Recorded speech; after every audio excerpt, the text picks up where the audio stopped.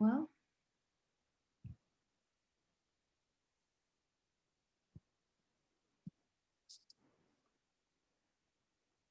welcome everyone. Thank you so much for joining us on a Saturday for the third and final day of PowerSkills.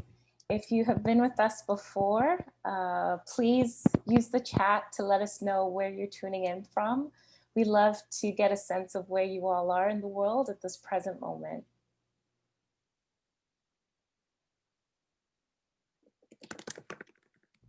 Colorado, welcome Jordan.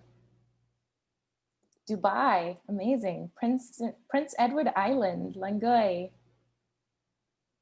Toronto, Saskatoon. We have a truly international crowd. My name is Valerie Ndueni. I'm a career advisor at McGill School of Continuing Studies, CATS, Career Advising and Transition Services. I'm joined by my wonderful colleague, Deanna Viola. You want to say hi, Deanna? Hi, everyone. Welcome to day 3.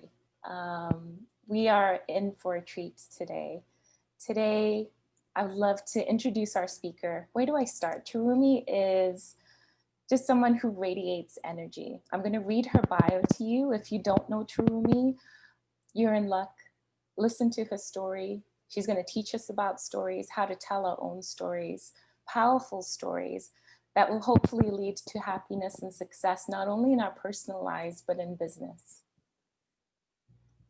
Terumi is the daughter of immigrants and spent 4 years in an orphanage. She started her career as an engineer, but fell in love with marketing. After 10 plus years experience in startups, mid-sized companies, and large corporations, she is now the CEO of Boston Tech Creative and the founder of the StoryGenius Marketing Accelerator. There are only 2 things in life and business you need to own to be successful: your value and your story. Yellow cardigans, romantic comedies, and sourdough bread bring sweetness to her life, besides her 3 children, of course. Ladies and gentlemen, Terumi Okano. Hey everyone, I am so thrilled that you are here, even though it's a Saturday. Thank you for the intro, Valerie. I am thrilled to be here as part of the PowerSkills conference. You know, life is really all about using your power skills, right? It's no longer soft skills, but power skills. I'm really honored to be a part of it, and that you guys took your time out from this Saturday to be here with us. So my name is Terumi, and it's not that hard to say, but it can be hard to remember. So I tell everyone this trick. I say, okay, to remember my name, just think of 2 roommates, like in college, you know, your 2 roomies, and just take off the S, Terumi. So there you go. Now you can remember my name forever. You see me on the street, say hello. And so yeah, today I'm here to share the secrets of, you know, how do we use the power of story to create more happiness and more success in your life. So, you know, right now there's so many things in this world that are quite overwhelming and causing quite a bit of unhappiness in our lives. And so firstly, I just wanted to check in with you guys and see how you're doing. Are you guys feeling isolated due to COVID? Are you feeling like you never have enough, right? Do you have so many things that you desire that you feel like you can't grasp in life? Or are you unhappy in your job? You know, is it a toxic corporate culture that you feel like you're stuck in and you can't get out? Or, you know, are you looking at everyone's Instagram feed, everyone's social media posts and thinking like, oh my gosh, they're so beautiful. Oh my gosh, why are they always going on vacation? Why can't I have that? You know, all these things are really, really making us feel a little bit lacking. You know, I'll be honest, like I definitely feel that way. And so what I would like you all to invite you all to do with me right now is to be present in this moment with me. and kind of let those worries, breathe out those worries, let them wash away. And I would like you to join here with me, and I would like to take you on a journey. So if you would, this isn't required, I would like you to close your eyes and take a deep breath in and a deep breath out. And then a deep breath in. And as you do that, I want to take your burdens, take your worries, and sigh them out. And then do it again a third time. Breathe a really, really deep breath in. And then a really, really deep breath out. And with your eyes still closed, I want you to just notice your surroundings. Take in your surroundings with your senses. What do you hear? What do you smell? What do you feel? What do you taste? Can you feel the clothing against your skin? Can you smell the leftovers from breakfast still sitting on your office desk? Can you hear the humming noise from your laptop? And I want you to just be present, use your senses, and take it all in. And when you're ready, I want you to open your eyes and come back, and let's get started on this journey. Okay, welcome back, everyone. So the very first thing that I want to show you all is, or I guess teach you all, is this word. This word is this. Whoops. 1 second, forgive me here. It's the first time I'm using a whiteboard here. So okay, it goes like this, and like this. Okay. So my background is I am a Japanese American. I was born in the US though, born in Houston. However, I still know a little bit of Japanese. So this is a Chinese character that we use, and we use, the word is kokoro, kokoro. And this word is kind of encapsulates the idea of yin and yang, right? So there's always a yin to the yang. And I want to explain the meaning of this word through a story that I read online that I thought was really cute. So, so there was a family that moved from Japan to the US, and the daughter was 5 years old. And the mother was teaching her daughter Japanese words. And so she came across this word and she said, "Do you know what this word means? Kokoro." And she told her daughter, "This word means heart." And her 5-year-old looks at her and she goes, "No, mom, this word means mind." And so really what this word kokoro means is it encapsulates the mind, the body, and the soul. And so this is going to be the theme for today's presentation. And I want you to think about how we can live each moment embodying the idea of this word kokoro. And yeah, that's the word. So so as I mentioned before, and I'll be taking, writing notes, typing notes, drawing things on here. So for those who love taking notes, you're in luck. You're going to enjoy this. And for those who are visual, you're also going to love this, because I'm a very visual person. And so when it's just, someone talking, sometimes I have trouble following. And so that's why I like to do a visual presentation. And if you are neither, then just sit back, relax, and listen. So all right. So for starters, I want to write down 3 things that I feel like are having a huge effect on all of our lives, right? The first being COVID, the second being advertising, and the third being social media.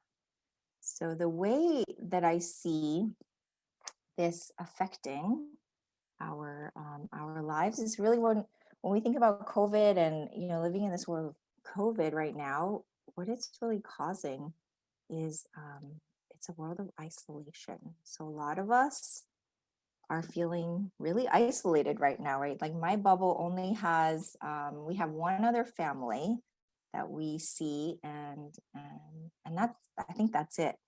Like, just so our kids can have some friends, right? But it's like we have a very small circle of people that we hang out with, and so it can feel really, really isolated. And then, as I mentioned, like ads can cause us to have unending desires. So when we talk about ads, I actually read this study by Andrew Oswald.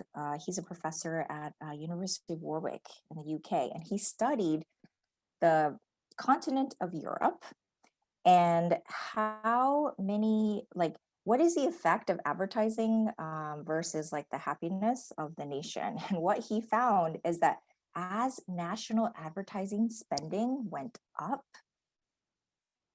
the level of happiness, overall happiness of the people of that nation actually went down, right? So it's not just something that we think, oh yeah, no, that makes sense. No, actually studies have been done. And, I don't want to say marketing is bad, because, I'm a marketer and I own a marketing company. However, we can see that when it comes to, seeing all these ads, it's actually making us unhappy.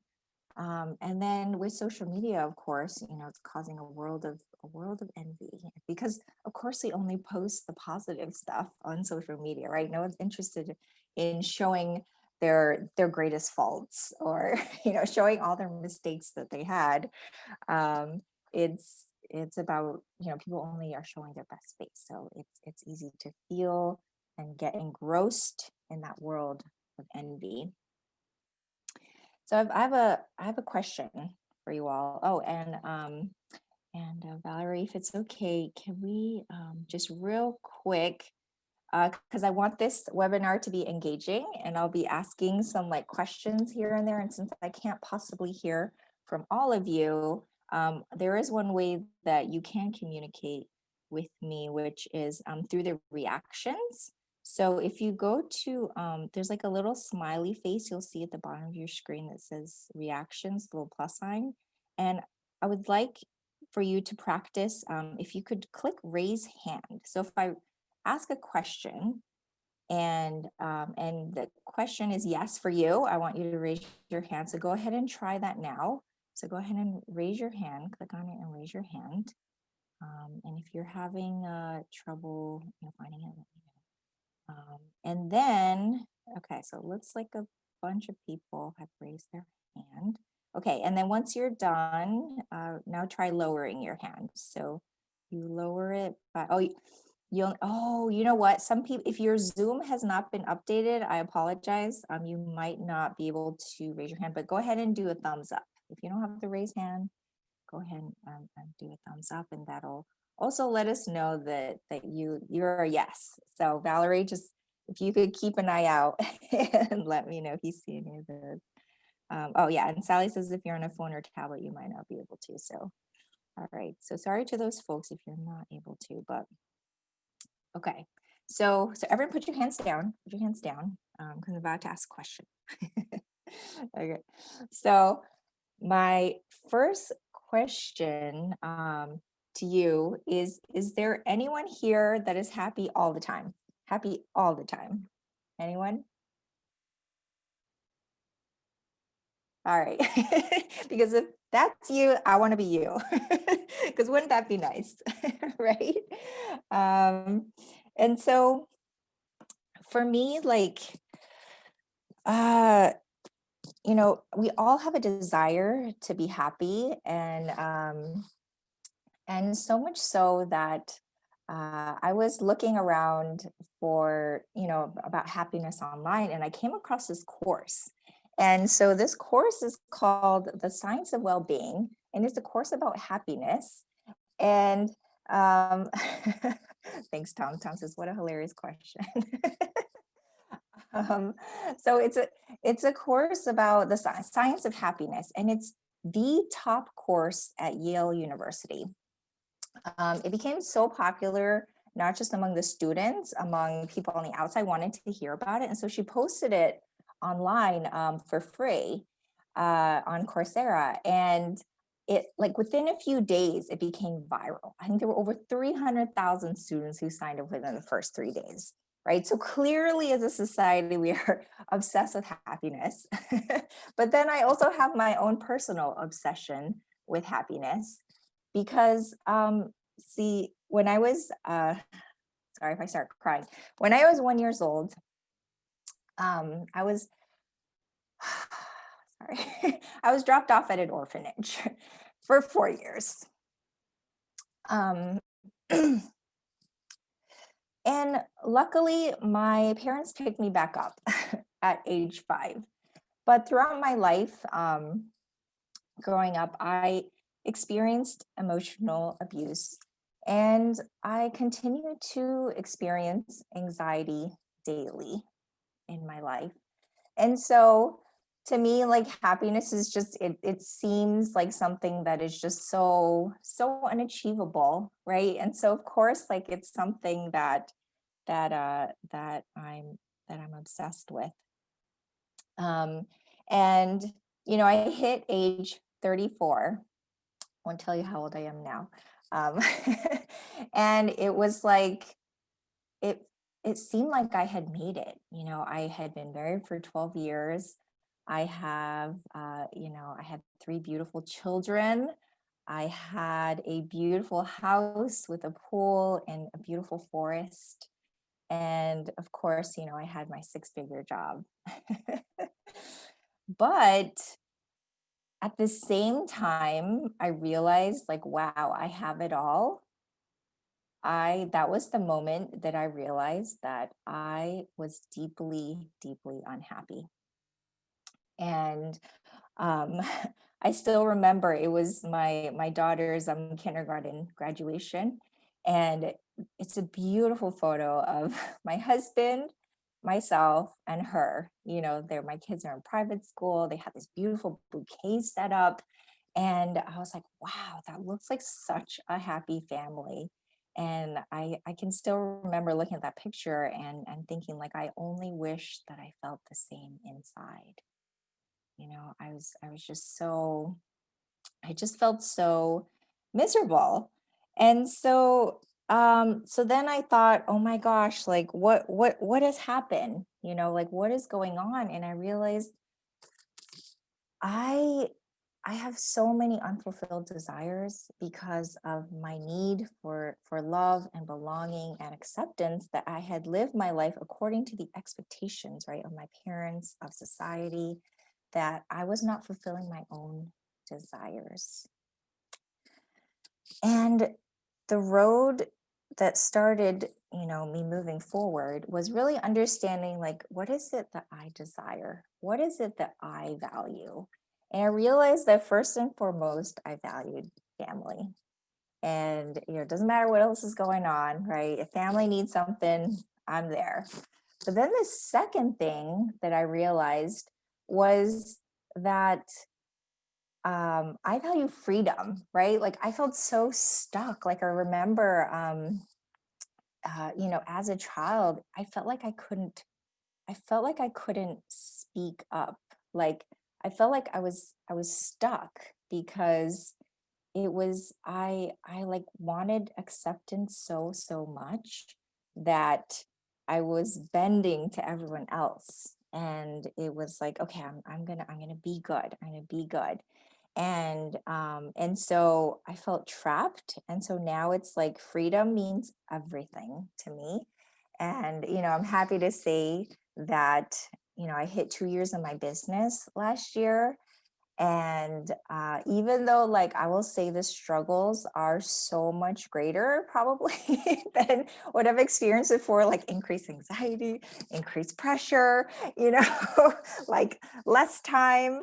However, because what I'm doing is aligned with my values, I am the happiest I've ever been in my life, you know? Um, so speaking of values, speaking of values, right? And speaking of family values, I want to tell you guys a story. And this story is about my family. Um, and so, all right. So I want you guys to imagine. Okay. So I had always desired having 3 children because I grew up with 2 siblings. And so my vision of like a happy family was having 3 children. And so I was pregnant with my 3rd child, and I was thrilled because we already had a girl and a boy. And so we decided to keep the gender a secret because we didn't really care what it was. And so imagine, okay, I'm pregnant. I'm very, very pregnant, standing in the kitchen, and I don't know what to do because twice already I'd had false labor. And what that means, for those who don't know, is that I thought I was having labor already twice before, but it ended up, it wasn't actually labor. It was something called Braxton Hicks, which is when your stomach is practicing for labor. So here I am, not sure whether this is real labor or not, because this is my 3rd time experiencing this.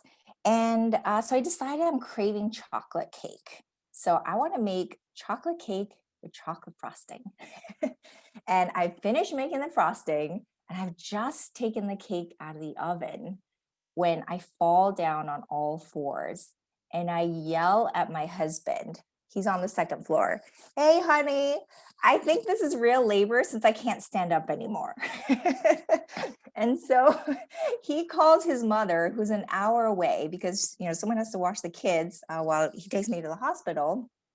And um, and and so I go up and lay in the bed. And so finally his mom arrives, and I'm feeling relieved because she because now we can finally go to the hospital, only to hear that my husband has jumped into the shower. I'm like, are you kidding me? So apparently, like, he had come in and checked on me while I was laying on the bed, but he saw me like very calm, and he was like, oh, we've got plenty of time. Little did he know, or he should have known, because I told him I was practicing a technique called hypnobirthing. And in hypnobirthing, especially during the worst parts of labor, you relax every single part of your body. So it looks like you're sleeping, even though you're in like the worst part of labor. So after his shower, I'm like, oh, finally, we can go to the hospital. And then he tells me, oh, I haven't packed our hospital bags yet. I wanted to kill him. It's like, how can you do this to me? But of course, when you're like in very painful stages of labor, you can't like jump up and like try and strangle your husband. So I patiently waited in the bed. And finally, they said we're ready to go. So I sat up, and immediately I felt something strange. Like, I was like, okay, what's this weird feeling? It feels familiar because I've already given birth twice before, but like I couldn't quite figure out what it was. So I was on the 2nd floor, walking down the stairs. Halfway down the stairs, I realized, oh my gosh, my body is pushing this baby out. That's what that feeling was. And I was like freaking out, and I got to the bottom of the stairs. I looked at my mother-in-law, my husband. I said, can we please just have the baby here? And my mother-in-law looks at me, and she's like, no, you better go to the hospital. And my husband goes, get in the car. So I was like, okay, I'm getting in the car. So I get in the car, but I can't sit down because it's too uncomfortable. So I'm literally like standing in the passenger seat, like arms around the headrest, like just standing there, right? And we get on the highway. He's like going 100 miles an hour. And at the same time, he's like drinking hot soup that his mom made him. I'm like, why did you think this was a good idea? I don't know. But anyway, so we're driving, and he calls a doctor as we're nearing the hospital, like, hey, we're going to be there soon. Like, be ready for us. So we're at the hospital, and again, I'm totally relieved because I'm like, oh, finally, like, we're at the hospital. But the thing is, it's 1 a.m. in the morning. And so my husband doesn't know which door we're supposed to go in, because you can't just like go in the normal way, because it's like 1 a.m. and the hospital's like not open for normal people. So, so he's like this, stop, go, stop. Go, stop. And I'm like, stop the car. Like, this is so uncomfortable in the middle of labor, and you're like jerking the car. And then I say like, oh my gosh, the baby's coming. And so he tells the doctor, the baby's coming. And he's like, oh, the doctor says to wait. And I'm like, what are you talking about? And I'm like, no, I'm serious. The baby's coming. And he finally stops the car with the phone still in his hand. He reaches over and he catches the baby. And he's like, it's a girl. And I'm like, oh, thank goodness. But then he says, there's a cord wrapped around her neck. And I say, okay, it's all right. Just unwrap the cord and rub the baby's back. And a few seconds later, the baby started crying. And so I like untangle myself, with the cord and everything. And finally, like I'm able to rest after the crazy labor. And I look up and it's like a scene out of a movie because I see like the nurses and the doctors like running towards us. And I'm so exhausted. It's like in slow motion. And they brought like a large stretcher for me, a little stretcher for the baby. And it's like warm blankets because it's in the middle of October in Massachusetts. And, we make it back to the hospital room. And the doctors and nurses are amazed, and they're not amazed because we gave birth in a hospital parking lot, because apparently that's pretty common, which I didn't know. But they were just amazed by how calm we were. And so they asked our permission to call the local newspaper. And the next day we were on the front page. So that is my story, my crazy story of giving birth in a car. But it's a great story. And yes, the first reason I told the story is because it's entertaining. But the second reason I tell you a story is because within this story are the secrets to the power of story. And so I'm gonna reshare my screen here, and I am going to outline the steps as I walk you through the story to pull out what are the different elements of the story that I just talked about. So the first thing is a story always starts with desire. So my desire was to have a happy, healthy, right, third child. And then the second thing was an obstacle. So clearly there were obstacles in getting me to the hospital to have a birth. And so yes, there's in a great story, there are always obstacles that get in the way of your desire. And then the next piece of a captivating story is having a guide. So I actually didn't talk about this during the story, but a guide in a story, like Yoda in Star Wars, is someone who the hero, right, who would be me in this case, I would not be able to accomplish what I did without a guide. So I'm going to tell you now what the guide in my story was. So 2 months prior to my birth, don't ask me why, I read an article on how to give birth in a car. Like, don't even know why. Like, I just happened to come across it. And I read this article, and guess what? It said, just in case, when you're on the way to the hospital, bring a towel and a big plastic bag. And so I did, actually. Before I ran out the door with my husband, I grabbed a towel and I had a big plastic bag ready to go. And so I brought that in the car with me. It also said, after you give birth, if the cord is wrapped around the baby's neck, it's fine. Just unwrap the cord and rub the baby's back. I don't want to think about what might have happened if I hadn't read the article and my husband and I, instead of being calm, like freaked out, right? So a guide is a really, really important part of a great story.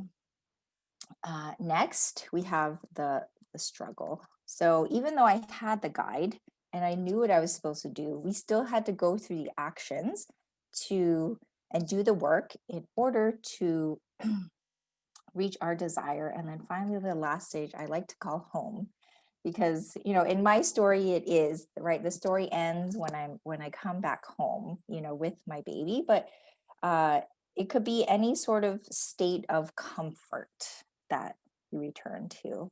So these are the 5 elements of story.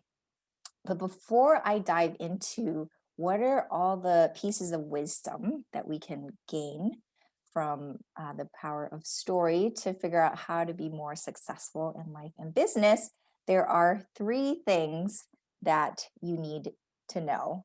So these are 3 things. So before you write a story, before you tell your story, right? You wanna know these 3 things. And what are these 3 things? I'm going to talk about them up here.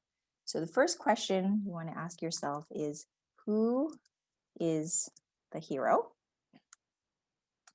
And the second question you want to ask yourself is, what do they value? And then the third thing you want to know is, or you want to ask is, what's at stake? Okay, so let's take my story as an example. So clearly I am the hero in my story, but also you are the hero of the story in your own life.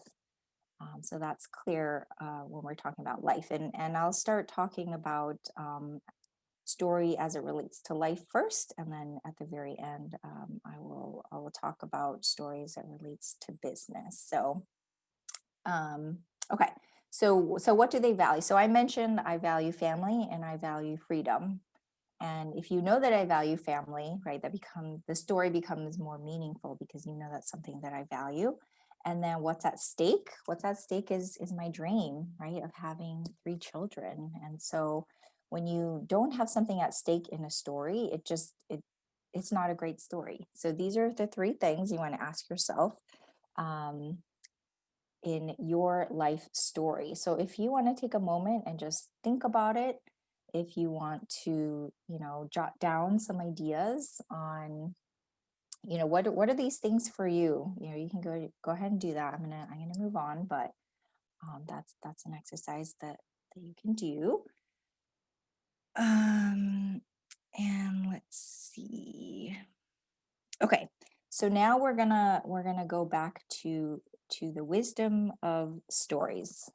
So, okay, just looking for my pen here. Okay, so what's the first thing we can learn when it comes to the wisdom of story? Oh, so I'm gonna write here: the hero of your career and life is you. So the first thing we can learn from the wisdom of story is from the hero's journey. So I'm sure a lot of you have heard or are familiar with the hero's journey, but just in case you're not, essentially what the hero's journey is a brilliant man by the name of Joseph Campbell studied all the elements of what makes a story powerful. So he studied myths, he studied folk tales, he studied stories that have been passed down from generation to generation, and he thought, like, are there common elements, right, throughout all these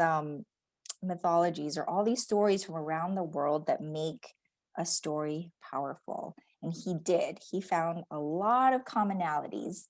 And so, I read his book, and he talks about like 17 different like steps of story and different archetypes and characters in your story. But I have distilled them down to just these to just these 5 steps to make it easy to understand.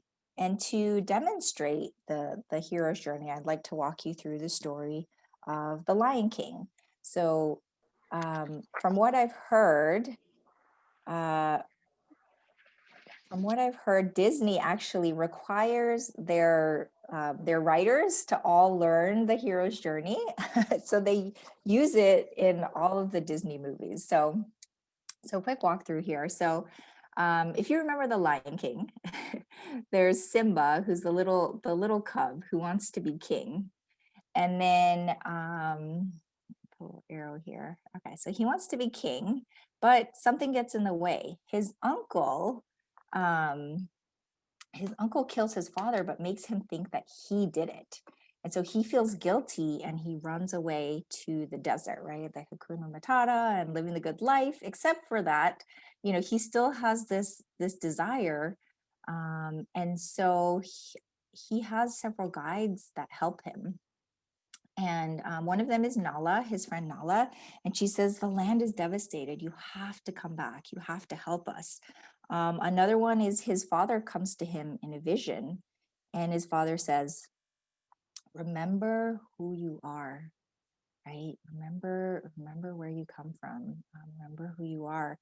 And then Rafiki, who's the wise baboon, I think he is, says, oh yes, the past can hurt, but from the way I see it, you can either run from it or learn from it. So the reason why I love these, I use this as an example, is that this applies to our lives as well. I think for a long, long time, I was running away from my past rather than trying to learn from my past and move forward, right? Feeling like a victim rather than someone who is a hero. So when we say that you are the hero in the story, I want you to not be like I was when I was younger, where it was like, even though I was supposed to be the hero in my story, I was really just the sidekick, right? I was sort of the sidekick to everyone else's life. But being the hero of your own story doesn't just mean that you're the main character. It also means that you live according to your desires, right? Your values and your desires. So it's almost like coming back, going back to your roots, and knowing that your past is part of your story, right? Not something that you're trying to erase. So that's the guide. And then, of course, when Simba comes back to his pride land, he has to kill his uncle Scar, right? Because he's devastated the land. And then finally, peace is restored to the land. So that is another example of using these elements of story to tell a really good story. So the first piece of wisdom that we can learn from story is that there is a reason why this structure is used all over the world, right? It's not like someone made up this structure.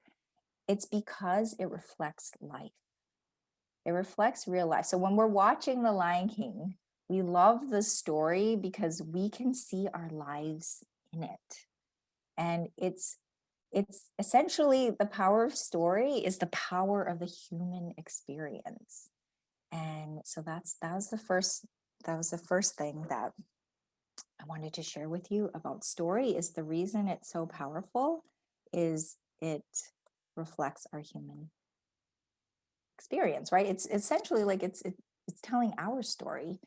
Okay, and then the second thing, which to me was like huge thing that I realized, is if you look at these steps, there's actually a pattern. So if we start here up at desire, desire is typically a positive feeling, right? Because we feel like, ooh, like that's something that I want. I think that's going to make me happy. But then as we go towards looking or obtaining that desire, right, we hit an obstacle. And that's typically a more like negative feeling, right? We don't like obstacles getting in our way. And then next is the guide. So when we meet a guide or we meet a mentor and they give us advice and they show us the path or they give us some information, that's typically a happier emotion, right? But then we have to actually do the work, which is not always fun. So that's a more negative emotion. And then of course, at the end of the story, when the hero is successful, that's a happy emotion. So if you take a look at this, I realized like, oh, look, we're not supposed to be happy all the time, right? Like we actually shouldn't be happy all the time, which is kind of a relief. It's such a simple like realization, but it's like look at the arc of story, look at the human experience. Like we're not meant to just be happy all the time, right? In order to fulfill our desires, it's like we have to go through these steps and there are going to be ups and downs along the way. And then just another side note, right, is that once you fulfill your desire, it keeps going, right? Just like when I had my daughter it wasn't like, oh, life is complete. No, now I want to make sure my daughter grows up to be a, adaptable, socially conscious, woman of integrity, smart, all that stuff, right? So it's like once you fulfill a desire, it keeps going. So sometimes it feels like life is constantly a struggle, right? It's like, oh, I get this, but then, oh, I'm struggling again. And then I want that. And then I achieve it, but then it's a struggle again.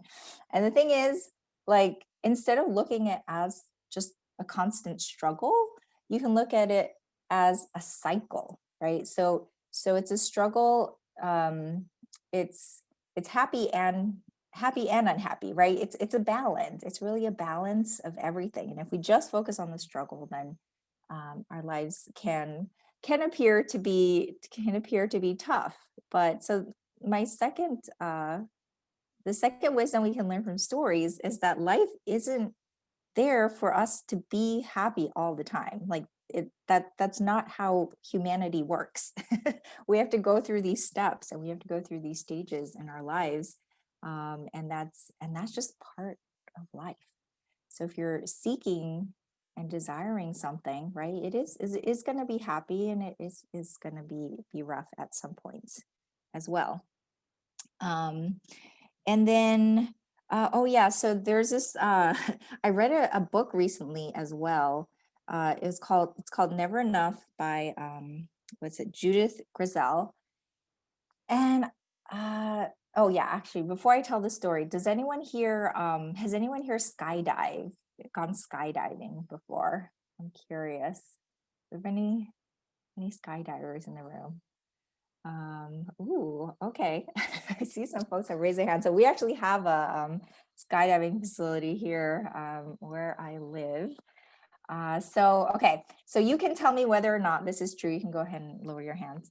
You can tell me whether or not this is true, but what she says in the book is that when, like, high highs are essentially paired with low lows. Highs and lows go together. So here's an example. When you go skydiving and you're jumping out of the plane, right? I can only imagine, like, you're fearing for your life. You're free falling, and you're hoping you don't die and your parachute opens up. It's not always a guarantee, right? But she says that the moment that your feet land on the ground, you experience this, like, such a sense of euphoria that it makes you want to do it again. And so it's this idea of, like, if you experience a low low, it's going to be followed by an experience of a high high. So if this is true, then, and you just feel like, wow, I kind of feel like I'm just unhappy all the time, or I just feel like blah all the time, right? It's probably because you're just kind of like, you're staying on a flat line, right? You aren't taking any actions or doing anything that's really causing anything to spike your happiness or to, decrease your happiness. Um and so when we're coasting, it kind of makes sense that we would just be unhappy, right? Because we're not really doing anything, like, good or bad. We're just kind of coasting. And um, so this is going to sound a little bit counterintuitive, but actually, if you want to be happier, you actually want to have more ups and downs in your life. And so that's a takeaway for the second piece of wisdom of the wisdom of story is, if you want to be happier, you actually want to create an environment where you have more ups and downs in your life, which also means you want to create more actions or actually do things towards your desire. So that's the second thing. And then the third thing is no skipping steps. so in order to illustrate this, I want to tell you a story. So one time my son, it was at bedtime, and he said, "Mommy, I want you to tell me a story, but I want you to tell me a story about Banana Face Man."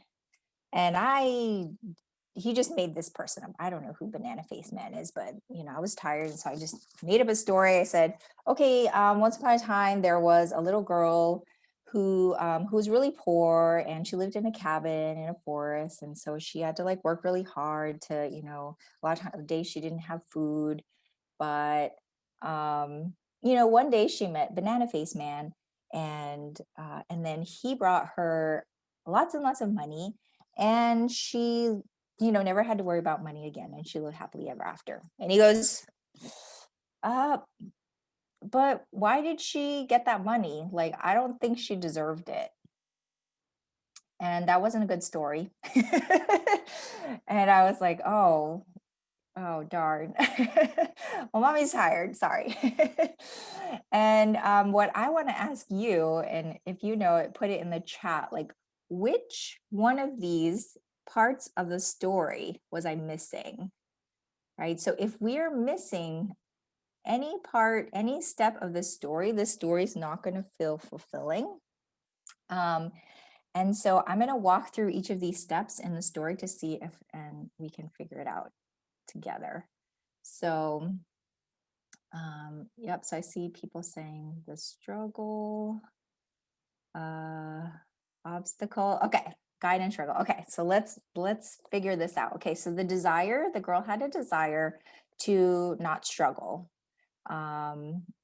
And so she did have an obstacle because she didn't know how to do anything, right? Or she didn't know how to become rich. So she did encounter an obstacle, but and she even encountered a guide. So the guide was Banana Face Man. He helped her become not rich, but then he gave her the money, and she lived happily ever after. So the missing piece here is the struggle. Did anyone guess struggle? If so, good job.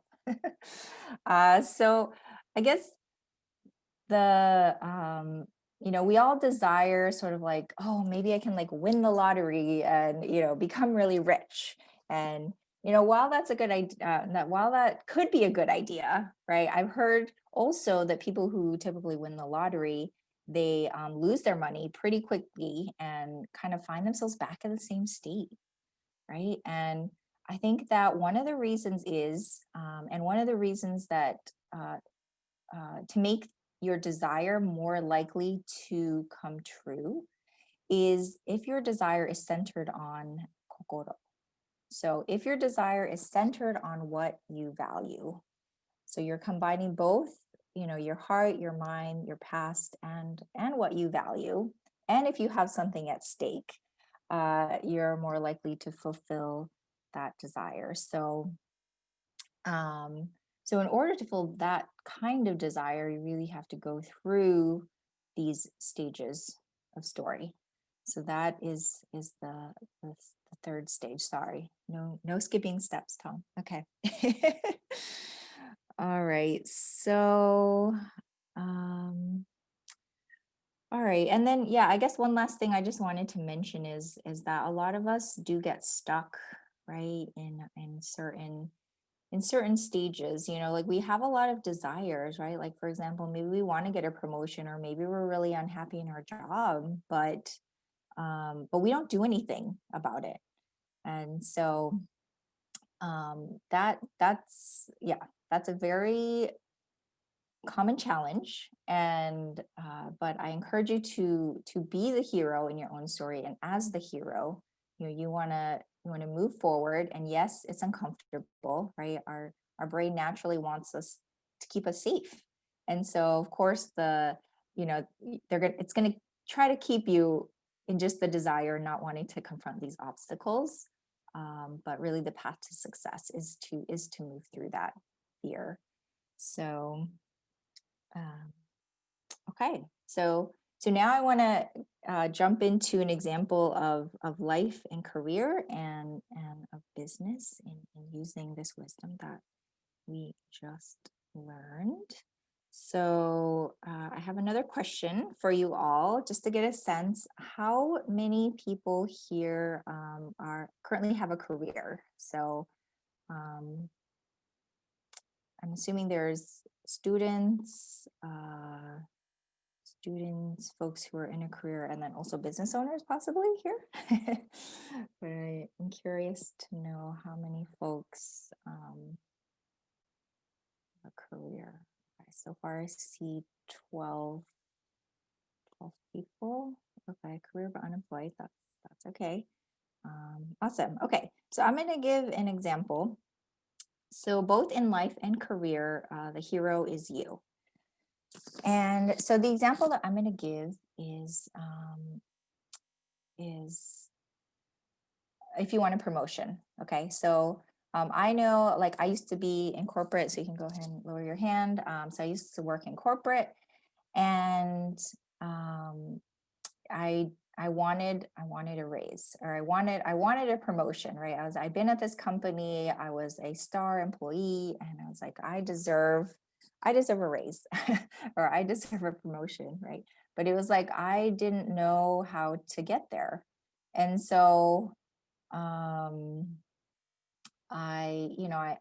looked around, I asked around. It seemed like it was really difficult because they had only a certain amount of budget. And then a lot of times it was only like one person, or sometimes departments were not allotted anyone, to give anyone a raise or a promotion that year. So especially when things were tough in the business.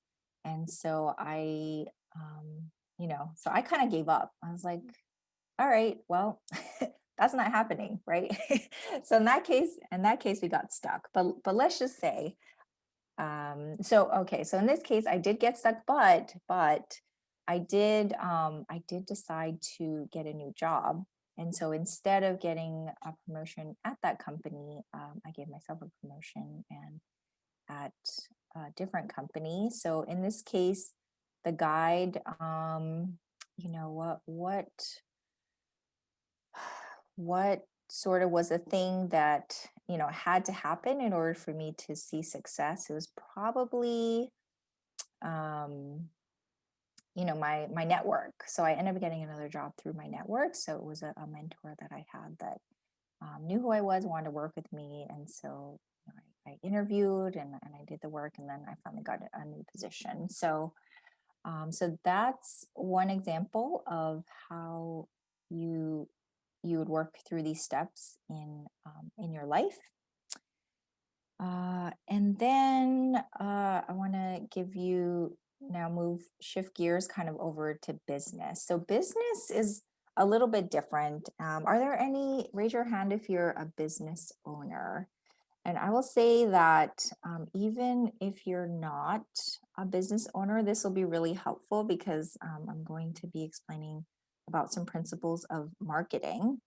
And and you as the customer being marketed to, I think it'll help you give some insights. Okay, so it looks like there are at least 6 business owners in the room. So awesome. Hopefully this will help you. Okay, so put your hands down. And okay, so in the context of business,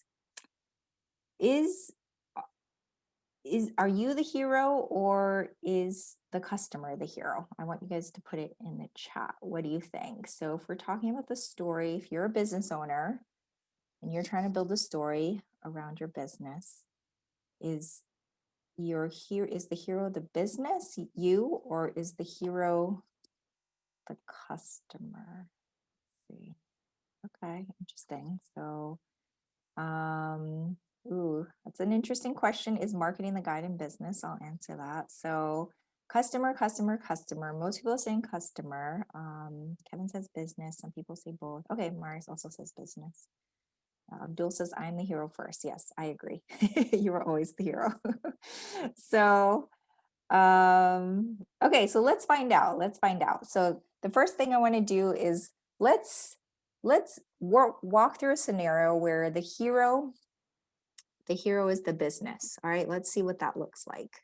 So what does the business want to accomplish? They want to accomplish revenue, right? They want more money. But let's say this business is trying to sell an MP3 player. Okay, we're like back to the 90s, or whenever it was they were selling MP3 players. Okay, so they've launched A better MP3 player you can put a lot more songs on it, right? It's your new product, so you're excited to talk about all the specs and what you can do with it. So that's the desire, okay? The desire is to launch a new product. The obstacle is, okay, we need to try and reach as many people as possible so that we can sell this product. Okay, and the guide in this case is, I forget who said it, but yes, it is the marketing, right? The marketing is going to your marketing team, right? They have the wisdom in order to help you launch this product to get it out the door. So they're gonna guide you through that. And the struggle is, okay, you're gonna build this campaign, you're gonna launch it. And then home is when the campaign has been launched, you sell some products, yay, we're done, right? So that's when I work with companies, that's typically how their marketing is done. There's nothing wrong with it. It's pretty standard. It's somewhat effective. You certainly can make money doing that, but it's missing something. Okay, so I'm going to give you another example where we're going to make the hero the customer. Okay, make the hero the customer. So if we make the hero the customer, and we're talking about MP3 players, what's the desire of the customer, right? So if we start way up at the top actually here with who is the hero, right? The hero is the customer. What do they value? They value music, right? And what's at stake? Yeah, their love for music, let's say, is at stake because they have a CD player and they can record like 15 songs on it, but that's it. So, Valerie, I just realized that I have like 1 minute left, and I Um, probably have like 5 more minutes in my talk. okay, yes, we can go over this. We have a buffer between the next sessions, so take your time. Okay, awesome. So if you have to leave, please go ahead and leave. But yeah, Uh, okay, so we're gonna keep going. We're almost done. Okay, so so the customer's desire is to listen to music, all kinds of music, whenever, wherever possible, right? And then let's say their obstacle is, okay, but I have a CD player and I can only take like one CD if I'm like going for a run, at a time. And so I always have to struggle to figure out, okay, which CD do I want to listen to? And if I want to listen to more than one, I have a problem, right? And then this is where the guide comes in. Okay, so in this case, the guide we're going to say is the business, and the so this is you.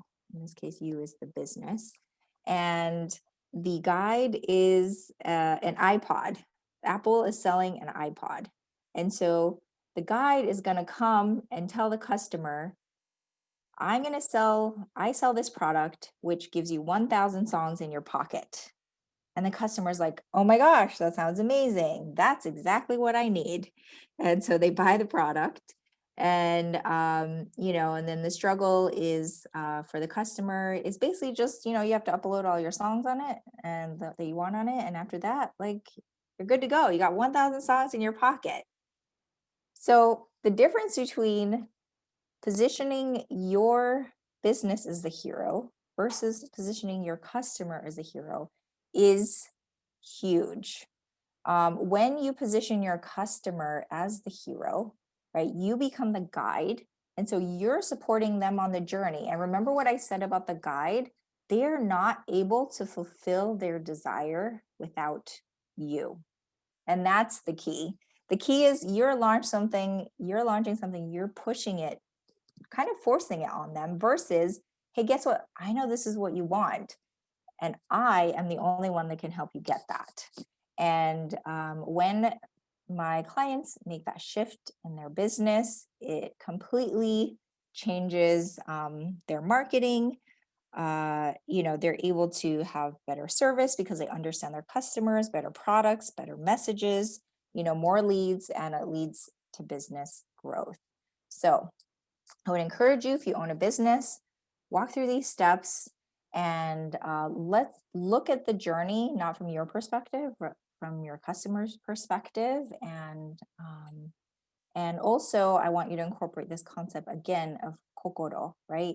So in the first story where we made the business the hero, there was no like emotion, right? There was no heart in it. It was just let's launch, let's sell. Whereas with the customer, now you're talking about their desires, right? Their feelings, their wants. And it's just a completely different perspective. And you're really able to use the power of story with you as the guide effectively. In your marketing. So, okay, so let's wrap things up. All right. So the top 3 things that I want you to take away is so the first thing is this concept of kokoro. So when you're living, I want you to live with a balance of internal versus external.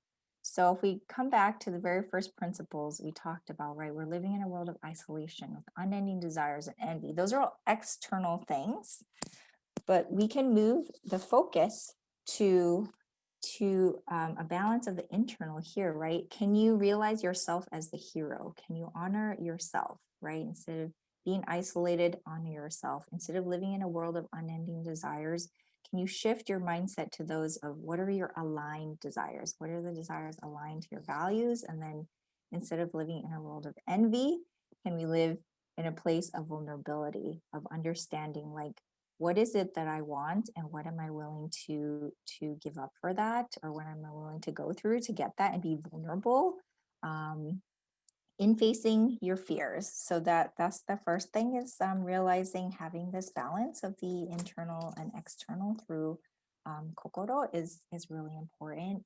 And then the second thing is follow the steps, right? We need to follow the steps of the story in order to create a great story. And the same thing applies to life. In order to have a great life, you want to follow these steps. And then the third thing is realizing that life isn't about trying to be happy all the time. Instead of thinking like, why am I not happy? How can I be happier?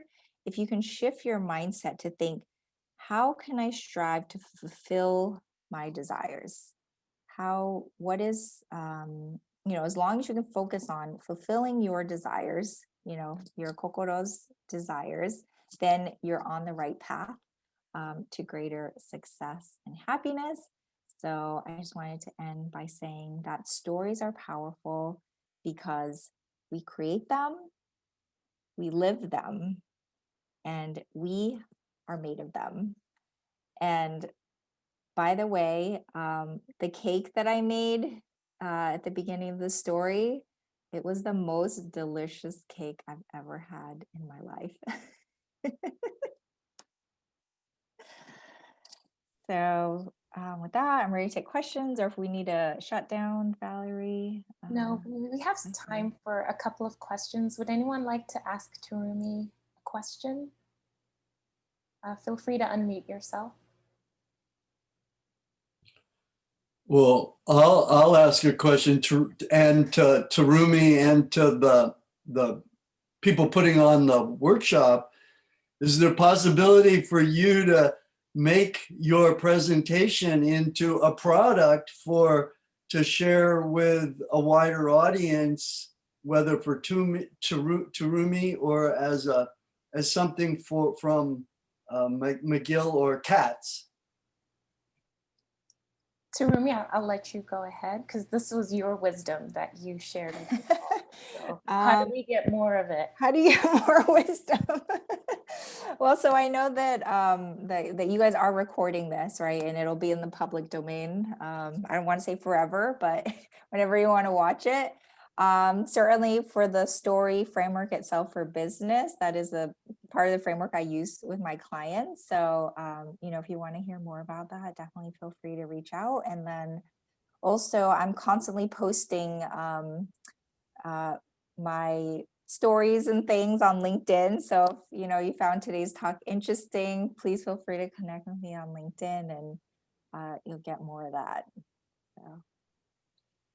I will. follow up to that question is, so there will be a link that I could send people to at Katz? Yes, the link is in the chat. I put it in the chat. So okay, super. Yeah. Thank you. My pleasure. Perfect. Thanks, Deanna. Anyone with one last question? So curious about all the stories of all the people online here. I'm just seeing some faces and I just like want to know, who are you? Are you artists? Are you business people? Are you storytellers, writers? I don't know. I want to know who you all are. That's so cool. Yeah, so Valerie, I do see one question from Lisa. She said, can you apply the story framework to stories you tell in an interview? And Lisa, absolutely, absolutely. If you're writing a blog post, if you're writing an article, any of your marketing, absolutely, it's very, very powerful. And yes, you can definitely use it in an interview as well. Thank you so much for your time, Terumi. Okay, Natalie, last question. I see your hand up. Hi, thank you. Thank you, everyone. Thank you, Terumi, for the session. So really quickly, so do you provide effectively storytelling for each of your clients? Do you tailor make it, sort of thing? Yeah. Yes, absolutely. Yeah. So I'm actually, if you guys are, anyone's familiar with, it's a book called Building a Story Brand by Donald Miller. He uses a very similar framework, not the exact one I used today. And I'm a Story Brand certified guide, and that is a proven storytelling framework that I help build my clients for their businesses. So, thank you. You're very good at yeah. it. So I'm sure it's going to be great. Oh, Thank you. Thank you. You're welcome. Okay, so Lorraine, the answer to your question, people are putting their professions and why they're here in the chat. So have fun with that. To the audience and to Terumi, thank you for your time on a Saturday. Terumi, thank you so much for sharing your story, for being vulnerable with us and letting us into your world and seeing how we can share our own stories. And it was so inspiring.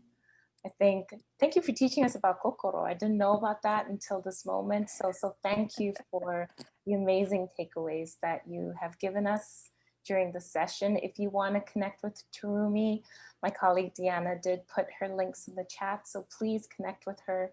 She's a wonderful person to know. And may you go forth and tell powerful stories. Thank you for joining us at PowerSkills. Have a great day. Thank you so much.